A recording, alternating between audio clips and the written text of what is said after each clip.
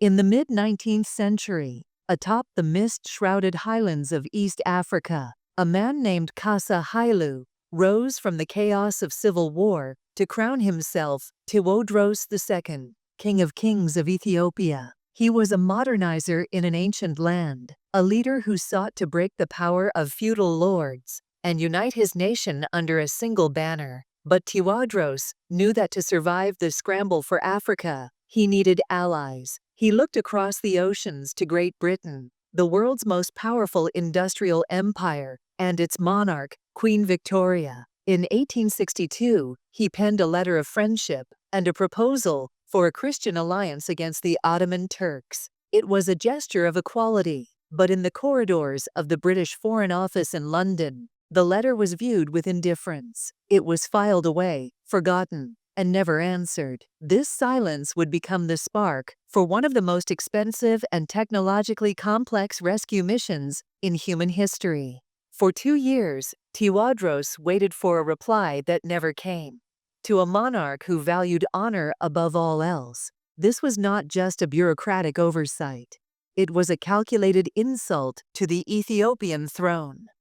In a fit of desperate rage and wounded pride, Tewodros took a gamble. He seized the British consul, Charles Cameron, and several European missionaries, dragging them to his mountaintop fortress at Magdala.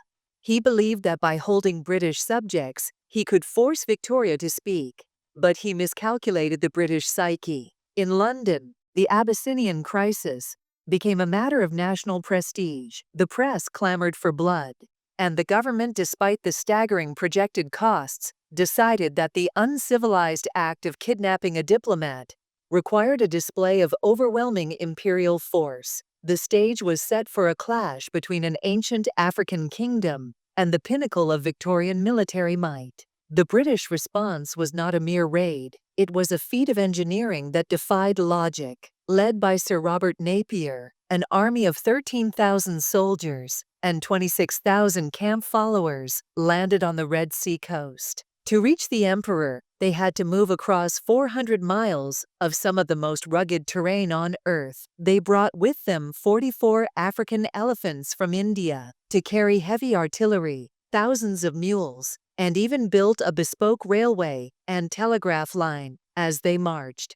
They weren't just invading, they were bringing the Industrial Revolution into the heart of the Ethiopian highlands. Meanwhile, Tewodros's power was crumbling from within. His reign had become increasingly tyrannical, and many of his subjects, exhausted by war and heavy taxation, welcomed the British as they advanced. By the time Napier reached the gates of the mountain fortress of Magdala in April 1868, the emperor stood almost alone, defended by a loyal but technologically outmatched remnant of his army. The end came on the plateau of Aroge. Tewodros's warriors, legendary for their bravery, charged down the slopes with spears and antiquated muskets. They were met by the terrifying efficiency of the Snider Enfield breech-loading rifle. In just 90 minutes, the Ethiopian army was devastated. Realizing the end was near, Tewodros made a final defiant gesture. He released the prisoners, but he refused to surrender himself. As British troops breached the gates of Magdala on Easter Monday, a single gunshot rang out. Tewodros II had taken his own life with a pistol, ironically, a gift sent to him years earlier by Queen Victoria. He chose a path of dignity over the humiliation of being paraded through London as a captive. The British victors did not leave empty-handed. They systematically looted the fortress, carrying away thousands of priceless manuscripts, gold crowns, and religious relics, treasures that remain at the heart of intense repatriation debates today. The Abyssinian Expedition was a brief but seismic collision.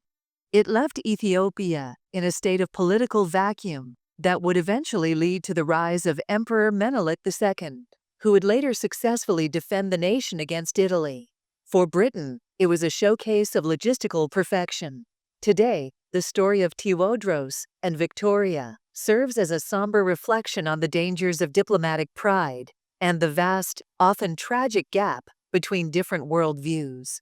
It is a story of a king who wanted to join the modern world and an empire that would only let him in on its own terms. As the sun sets over the ruins of Magdala, the echoes of that 19th century clash still resonate in the cultural and political identity of modern Ethiopia.